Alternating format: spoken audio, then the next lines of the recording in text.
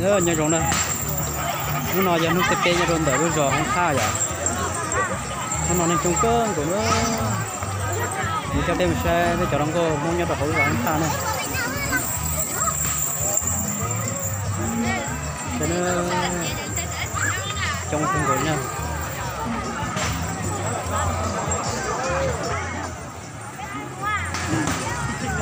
xây bán nào nói rồi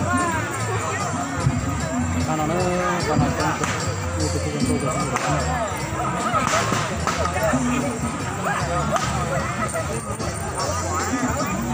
nhưng mà xây cái nào nói rồi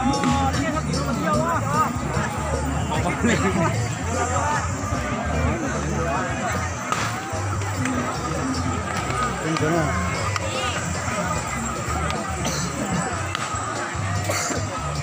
nó nò nó sẽ béo nó trong kia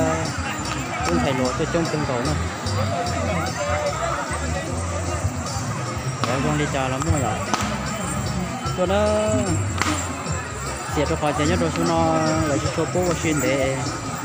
mình sẽ để tin nó gì à để mà sẽ cho cảm thấy nó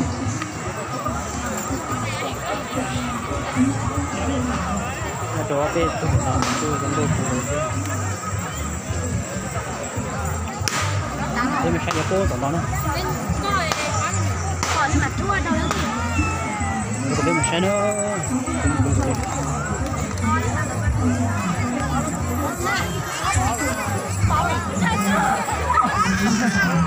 chơi cho nó nhỏ nhất nó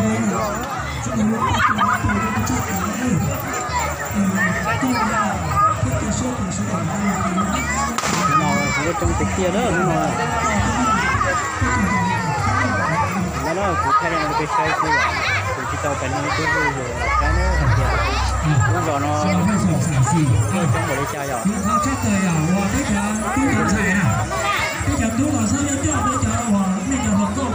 nó nói ra là họ chơi là vậy rồi nhau trong mỏ lo nhau trong nó cũng bị trong mỏ lo thôi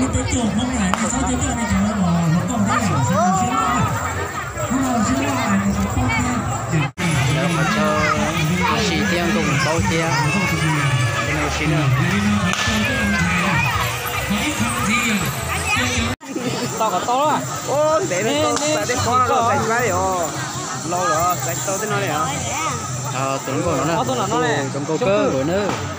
cái anh chị ấy nó là còn 5 triệu rồi. Chị anh chị đây lấy à. 5 triệu nữa bây giờ cho này phút nó tên chị lấy bò. Đấy chị lấy nó có tao xa nè. chị nó được cái đó. Mỗi lần chị này chị cũng chị nó này thế. Tao chỉ ta theo. Rồi nè. Rồi nè. Rồi nè. Chị là chị nó có cửa mua sao rồi.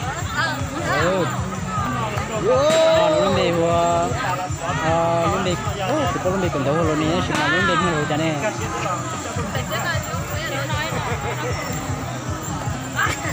tụi cô nè nó lo nào nè sắp đến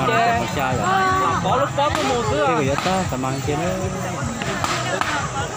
nó làm được cho trai như rồi